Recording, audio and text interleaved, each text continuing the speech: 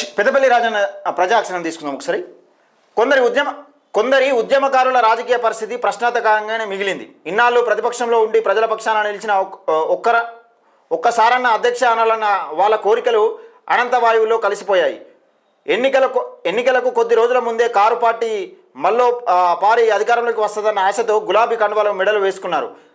రంగిచెడే మంగిచెడే అన్నట్టు అయిపోయింది వాళ్ళ పరిస్థితి. అనవసరంగా డబ్బులకు అమ్ముడుపోయారు అన్న అపవాదం మోస్తున్నారు.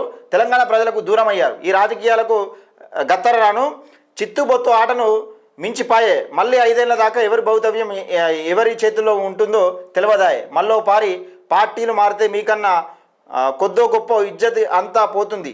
అంటే మీకున్న కొద్దో గొప్ప ఇజ్జత్ మొత్తం పోతుంది. రాజకీయాల్లో రాణించాలంటే కొంచెమన్నా అదృష్టం ఉండాలి, మీది ఉంచిన తుడుచుకునే గుణం ఉండాలి, మీద ఉంచిన తుడుచుకునే గుణం ఉండాలని పెద్దపల్లి రాజన్న చెప్తా ఉన్నాడు.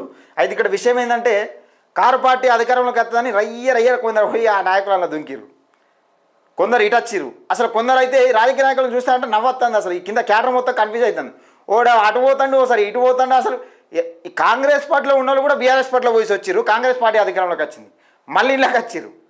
అసలు ఏం చేస్తున్నారో ఏం అర్థం కాని పరిస్థితులు. మీ రాజకీయ వ్యూహం, మీరు ప్రజల కోసం అసలు ఏదైనా చేయాలి, మన అధికారంలో ఉన్న పార్టీలు ఉండాలనే విధంగా ఉండరు మీరు. అంతేగాని మనం ఉన్న పార్టీని అధికారంలో తీసుకురావడానికి కష్టపడే తత్వం అయితే మీ దగ్గర కనబడుతుంది. మిమ్మల్ని చూస్తే ఒక జోకర్గాలను చూసినట్టు అనిపిస్తుంది. అంతే.